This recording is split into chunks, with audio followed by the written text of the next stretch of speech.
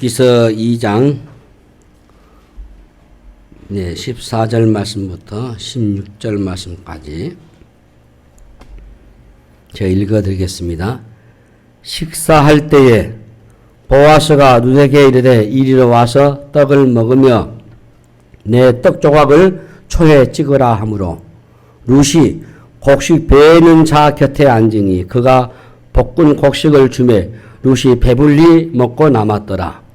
룻이 이삭을 주우러 일어날 때에 보아스가 자기 소년들에게 명령하여 이르되 그에게 곡식 단 사이에서 줍게 하고 책망하지 말며 또 그를 위하여 곡식 다발에서 조금씩 뽑아 버려서 그에게 줍게 하고 꾸짖지 말라 하니라. 아멘. 우리 같이 인사 나누십시다. 이 자리에 오신 당신은 이 세상 가장 아름다운 분이십니다. 우리가 본문을 보시면은 제목을 바닥에서 충만으로 이렇게 했는데, 자, 우리 14절 말씀 보면은, 식사할 때 보아스가 룻에게 이르되 이리로 와서 떡을 먹으며 내 떡 조각에 초에 찍으라 하므로 룻이 곡식 비는 자 곁에 앉았다 했어요. 자, 이제 이 식탁 자리로 이 장면이 바뀌어 가고 있잖아요.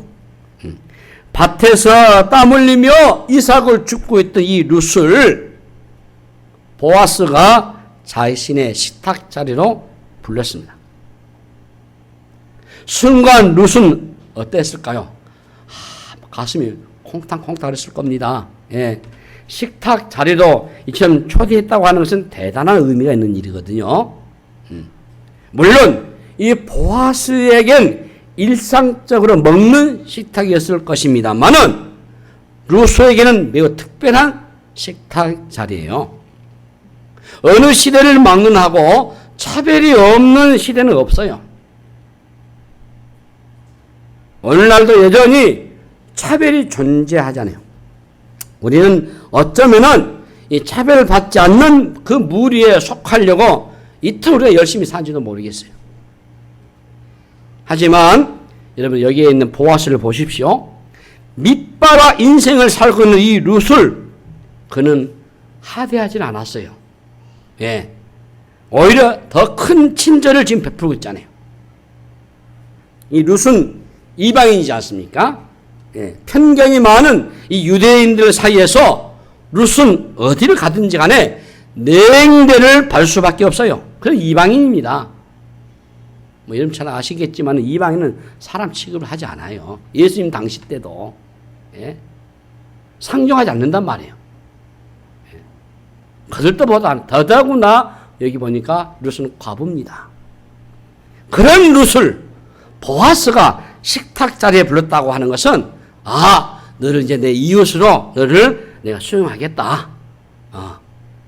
가까운 자로 수용하겠다. 가까운 관계를 내가 포용하겠다. 막 이런 의미가 깔려 있어요. 그 성읍의 유력자, 밭의 주인 이 보아스가 룻에게 지극한 관심을 지금 쏟아붓고 있어요.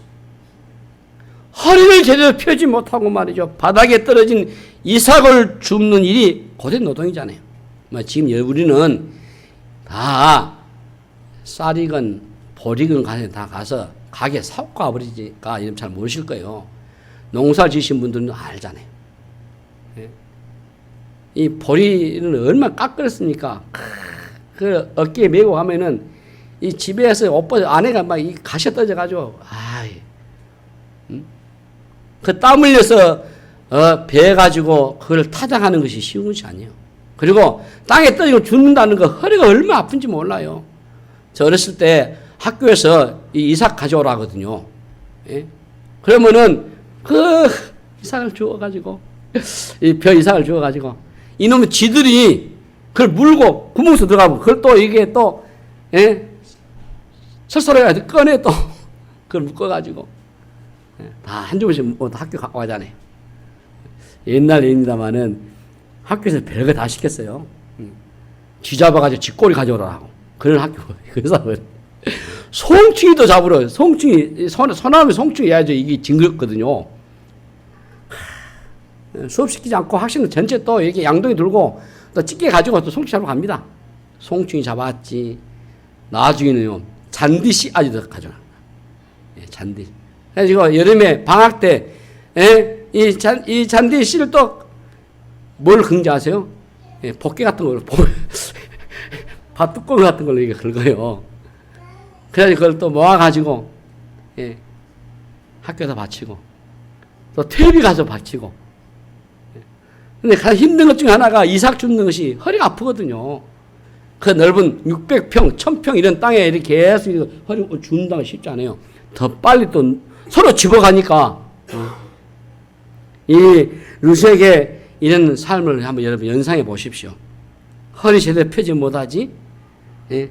바닥에 떠 있는 걸 줍는 거 고된 노동이에요.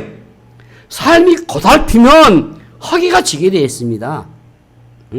끼니를 때워도 허기가 지는 거예요. 예? 이른 아침부터 고된 노동을 하다 보니까 이 루시에게, 이 고통스러운 루시에게 식사 초대가 얼마나 반가운 소식이었겠습니까? 여러분, 먹는 일은 즐겁잖아요. 더구나 노동한 후에 먹는 음식은 꿀맛이지 않겠습니까? 그런데 이 식사 초대한 주인공의 밭의 주인인 보았습니다. 피곤하고 지친 루시에게 그의 초대는 힘든 그의 삶을 위로하는 것이 되고 회복하는 것이었어요. 자, 14절 보니까 이리로 와서 떡을 먹으며 내 떡조각에 초에 찍어라. 떡조각을. 자, 이 보아스가 루시에게 먹을 것을 그냥 준 게 아니죠. 떡을 먹으라고 초에 찍어서 먹으라고 지금 자상하게 챙겨줍니다. 이 보아스가 아주 섬세하고 자상한 사람이죠. 단지 떡만 줬다면은 루시의 허기만을 채운 것이겠지만은 초에 찍어서 먹으라고 자상하게 챙겨준 것은 허기진 그 마음까지 아마 채워준 것 같습니다. 여기 초는 일종의 소스입니다. 예. 빵을 맛나게 하는 그런 소스죠. 요즘으로 말하면은 올리브유에다가 이 발사믹 식초를 곁들인 그런 소스. 예. 빵을 참 맛을 돋구는 그런 홈메이드 식초를 제공하는 거. 기가 막히게 맛있어요. 이 올리브유 여기 발사믹 식초를 다 이 소스에 빵을 지금 찍어 먹는 거, 여기 예기치 못한 지금 환대를 받고 루스는 아마 황홀했을 겁니다. 이 여러분, 이 환대라는 말이 영어로는 하스퍼텔리티입니다. 예, 이것은 호텔, 예, 호텔 그리고 병원, 하스티플 여기서 파생된 단어예요. 이 환대하는 것, 그것은 곧 치료하는 겁니다. 치료하는 거. 예. 잘 나갈 때는 어디서나 환대를 받아요. 하지만 실패하고 초라해지면 어디를 가든지 간에 환대를 받지는 못해요. 아무도 환대해 주지 않습니다. 이 장면에서 우리가 지금 보아스가 한 일이 얼마나 귀한, 이게 지금 이 돌보는 것이, 지금 우리 돌보는 일, 예, 돌본 일, 예, 사역하는 거, 섬기는 거, 예, 보살피는 일, 예, 마음을 만져주고 센스 있게 터치해주는 거, 이런 돌봄들, 상처 입은 영혼을 마음을 만져주는 것. 저는 목사로서 목회라는 것이, 예, 설교하고 가르치고 이것도 있겠지만은 상처난 영혼들 그 심령을 말씀으로 헤아려 주는 거, 이게 목회지 않는가. 그래서 하나의 말씀으로 위로를 받잖아요. 거기에서 좀 더 깊이 연구하고 더 묵상해서 하나님의 그 뜻을 더 깊이 발견해가지고 전달해서 성도 하여금 그 상처난 그 마음, 그 영혼을 감싸주고 위로해주고 치료해주고 회복해주는 것이 목회지 않겠는가. 이렇게 단순하게 정의를 해봐요. 이런 돌보는 거. 이 보아스가 루스를 대하는 모습이 강자가 약자에게 베푸는 그 섬신과 거리가 멀어요.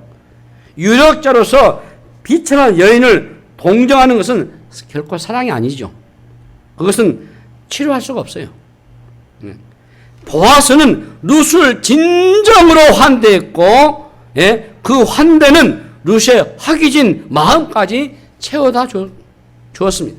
하나님은 이 보아스를 통해서 루스의 필요를 충분히 채워주셨습니다. 하나님은 주의 날개 아래에 실어온 이 룻을 보아스라고 하는 날개를 통해서 보듬어 주셨어요.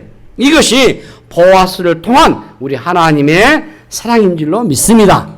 하나님의 손길이죠. 예. 하나님의 손길이처럼 언제나 부드럽고 따뜻하고 섬세해요. 예. 그리고 회복을 불러일으키는 겁니다. 우리가 사는 세상은 삭막한 광야와 같습니다. 옆에 친구와도 경쟁을 해야 하는 그런 치열한 이 세상에서 우리가 살아가고 있습니다. 온갖 수모를 겪으면서도 그 자리를 박차고 나올 수 없는 것은 나오는 순간은 더 위험한 정글에 내가 내던져지기 때문일 것입니다. 마치 거두고 남은 이삭을 줍는 것처럼 우리는 힘에 겨운 그런 생존 경제에 지금 내던져지고 있어요. 만약 룻이 보아스를 만나지 않았다면 어떻게 되었을까요? 추수가 끝나버린 들판에서 떨어진 이삭을 줍기 위해서 사람들과 경쟁을 해야죠. 부스러기라도 주어서 한 끼를 때우는 이 일마저 여러 사람이 경쟁을 해야 되는 거죠. 얼마나 비참하고 피눈물 나는 일이겠습니까? 이 룻의 처지나 말이죠. 오늘날 저와 여러분의 처지나 별 다를 게 없습니다. 우리는 그야말로 좀 표현이 과한가 모르겠습니다. 피눈물 나는 인생을 살고 있어요. 예. 아무리 척박한 광야라도 하나님 우리를 먹여 살리셔요. 하나님은 하나님의 백성을 책임지십니다.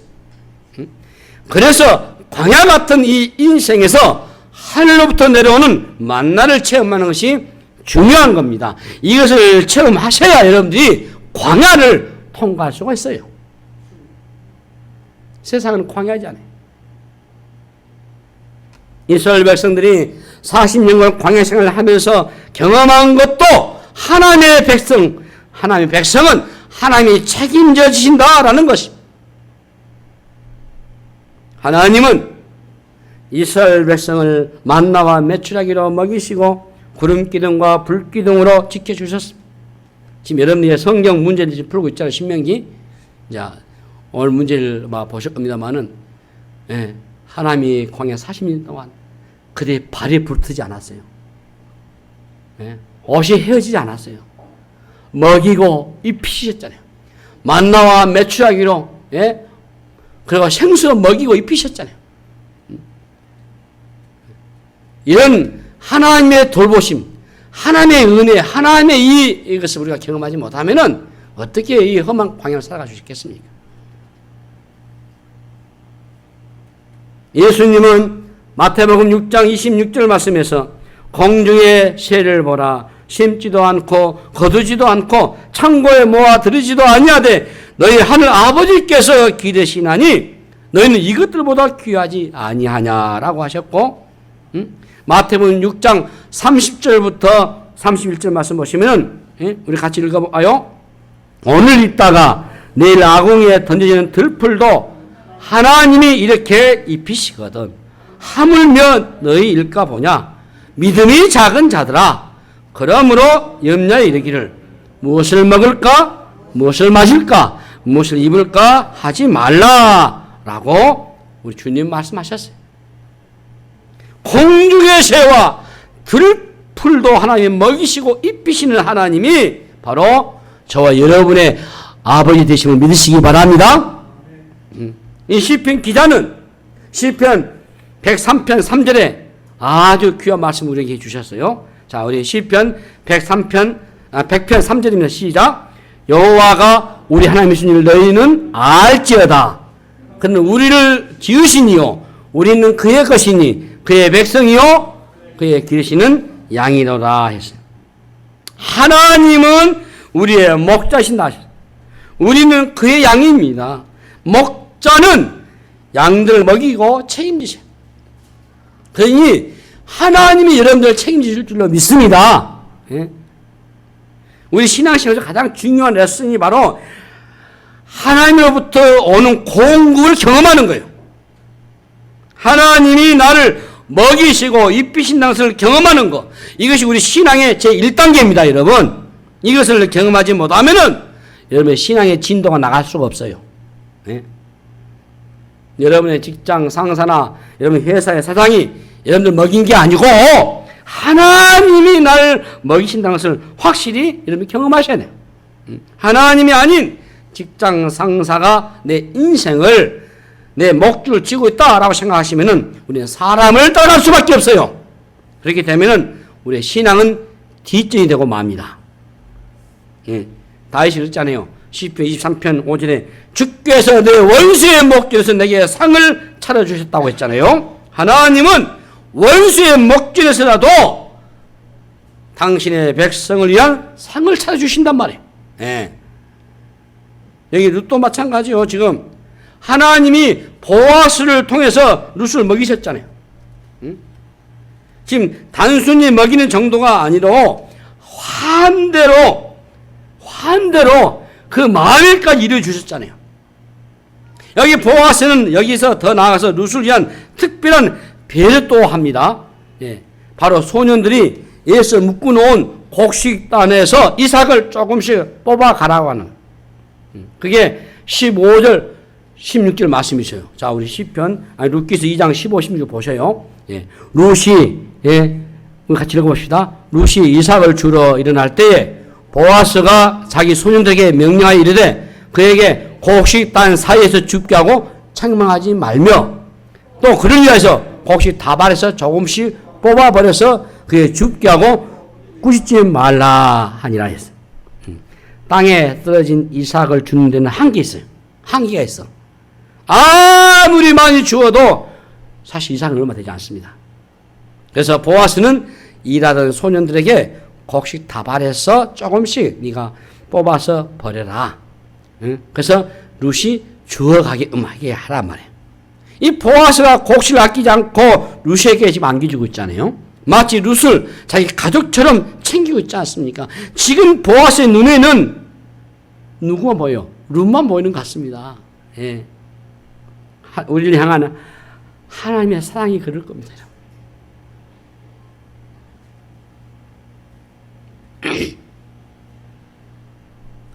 십자가의 사랑이 그럴 겁니다.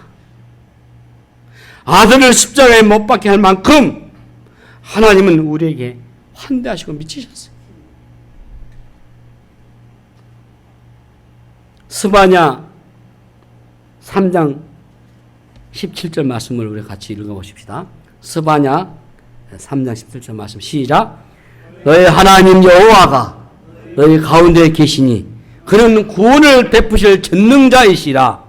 그가 너로 말미암아 기쁨을 이기지 못하시며 너를 잠잠히 사랑하시며 너로 말미암아 즐거이 부르며 기뻐하시리라 하니라.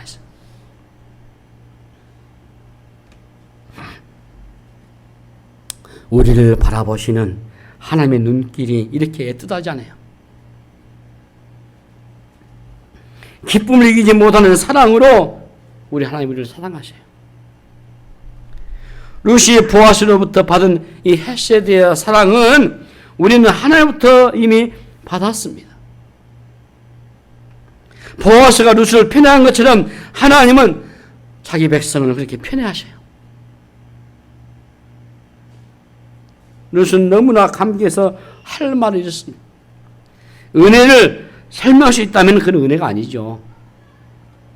하나님이 나에게 베풀어 주신 그 사랑을 설명할 수 없는 겁니다.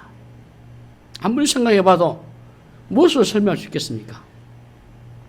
자, 룻이 누구입니까? 예, 이방 여인입니다.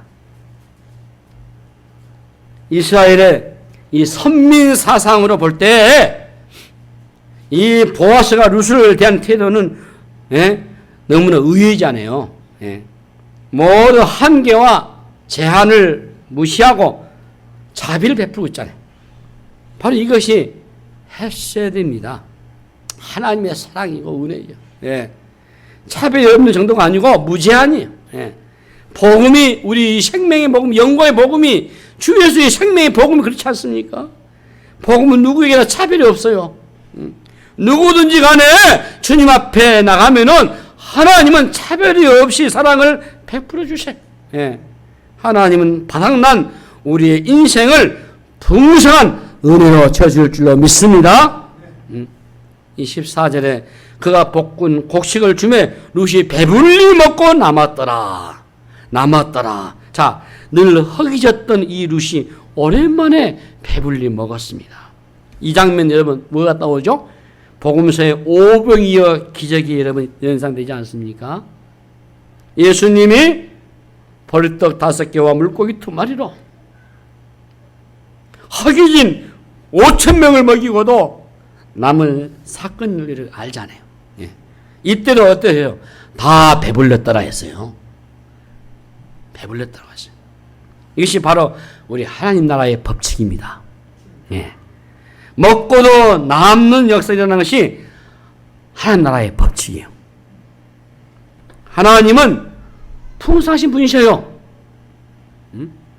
절대 우리 하나님은 인색한 분이 아니십니다. 우리 교회 사역도 바닥을 긁으면 문제 있어요. 하나님은 넘치게 하십니다. 떡집, 이 베들레헴에서는 먹을 것이 풍성하셔야 정상이지 않겠습니까? 이 베들레헴에는 흉년이 들면 안 되게 돼 있어요. 누가복음의 탕자에 비유해서도 탕자가 아버지 집을 향해서 뭐라 했습니까? 누가복음 15장 17절에 보시면 내 아버지 집에는 양식이 풍족한 품꾼이 얼마나 많은고 했어요. 아버지 집에는 양식이 풍족해가지고 품꾼으로 다 배불리 먹었다 그 말이에요. 아버지 집은 그래서 풍성한 곳이에요. 예수님도 이 천국을 잔치집에다 비유를 했습니다. 또 가나의 혼인 잔치집에서 물이 포도주가 되게 하면서 맛 좋고 좋은 포도주, 풍성한 포도주를 먹이셨어요. 아버지 집은 이처럼 풍성한 겁니다. 하나님의 은혜를 베푸시는 것이 이렇게 풍족하고 풍성하셔요. 넘치셔요. 예? 지금은 결혼식을 이렇게 예식장에서 해버리고 그 홀에서 뷔페를 해버리잖아요. 저 어렸을 때 집에서 한 결혼식이 저는 3건 있었거든요. 제일 누나들 5분인데 이제 그때는 우리 아버지가 살아있을 때 딸 서일래 왔어요. 큰 제일 첫 번째, 두 번째, 세 번째 제가 집에서 한 결혼식을 기억이 납니다. 그때 어떻게 합니까? 예? 천막을 치잖아요. 큰 천막을 치고 그리고 큰 솥을 걸어놓고 음식을 만들어서 동네 사람 다 와서 먹잖아요. 지나는 거지도 와서 먹잖아요. 예? 먹고 좋아하잖아요. 서로가 축하하고 축복하잖아요. 이게 잔치집이거든요. 예. 보아스 집이 그랬단 말이에요. 하나님 아버지를 부수합니다. 우리 하나님 아버지는. 예? 아버지 집에는 풍악이 있고 무슨 일이 흘러넘쳐요. 예? 룻이 하루 좋은 이삭을 준다 해도 예? 하루 먹고 살기 힘들어요. 그런 룻을 보아스가 도와주면 배불리 먹을 수 있습니다. 내가 아무리 최선을 다해도 노력해도 배부를 수 없어요. 양식의 허기, 마음의 허기를 채울 수 없습니다. 하나님이 개입하셔야 배부를 수 있어요. 보아스는 자신이 가진 것만 자랑하는 사람이 아니었습니다. 그는 나누는 자였어요. 그는 사랑을 베풀 줄 아는 사람이었어요. 보아스와 같은 사람이 많으셔야 되지 않습니까? 힘들고 지치는 사람들을 초청해서 먹이고 입히고 격려하는 사람들이 많으셔야 돼요. 그냥 먹으라 하지 않고 초를 찍어 먹으라고 그 마음의 허기까지 채워주는 사람들이 많으셔야 돼요. 우리 예수 믿는 사람은 절단코 갑질해서는 안 됩니다. 예? 배려하고 섬기고 나눠주고 채워주고 달래주고 위로해줘야 돼요. 예. 예. 보아스는 자신이 가진 것만 자랑하는 사람이 아니잖아요. 예? 다 해주셨어요. 오늘 우리 교회가 이런 역할을 해야 한다고 봐요. 이 땅에 연약한 자들, 연약한 교회들, 연약한 백성들, 소외된 백성들 끌어안는 역할을 오늘 교회들이 해야 돼요. 예? 그러면 우리가 영적으로 풍성하셔야 돼요. 보아스처럼 풍성하셔야 돼요. 교회의 말씀이 풍성하셔야, 은혜가 풍성하셔야 돈이 있다는 것도 나눠주는 것이 아니잖아요. 은혜가 있으셔야, 은혜가 넘쳐야 나눌 수 있는 거 아닙니까? 영적으로 배불리셔야 돼요. 교회는 은혜가 떨어지면은 문제가 터지게 돼 있어요. 교회는 그래서 잔치집과 같아야 돼요. 즐거우셔야 돼요. 먹을 것이 많으셔야 돼요. 영과 육이 배불려 있어야 돼요. 이 말씀 하나 합니다. 같이 봅시다. 누가복음 6장 38절 말씀. 자, 읽으시다. 주라. 그리하면 너에게 줄 것이니 곧 후히 되어 누르고 흔들어 넘치도록 하여 너에게 안겨주리라. 너희가 헤아리는 그 헤아림으로 너희도 헤아림을 도로 받을 것이니라. 예, 주의 말씀이십니다. 나누고 베풀면 부유해집니다. 이게 바로 천국의 원리입니다. 풍성하게 사는 법칙을 여러분 붙드시기를 바랍니다. 퍼주고 또 퍼주는 삶을 사시기를 바랍니다. 보아스처럼 배불리 먹이고도 곡식 다발에서 뽑아 실컷 가지게 할 정도로 통크게 우리가 사셔야 돼요. 보아스는 유력자였을 뿐만 아니라 그 마음의 유력자였습니다. 진짜 부자가 이런 사람. 오늘 저와 여러분이 믿음을 가진 성도로서 우리의 풍성함을 주변에 있는 우리 이웃도 나눠주는, 약한 자를 이루어주고 나눠주는 그런 믿음을 갖고 그런 비전을 갖고 우리가 기도하고 승리나가는 은혜 되시기를 주님의 이름으로 축복합니다. 기도하시죠. 하나님 아버지 은혜를 감사합니다. 주의 풍성함과 부유함이 우리 흘러 넘치도록 역사하여 주옵소서. 바닥에서 충만으로 이어지게 하시옵소서. 감사하고 우리 구주 예수 이름으로 간절히 기도하옵나이다. 아멘.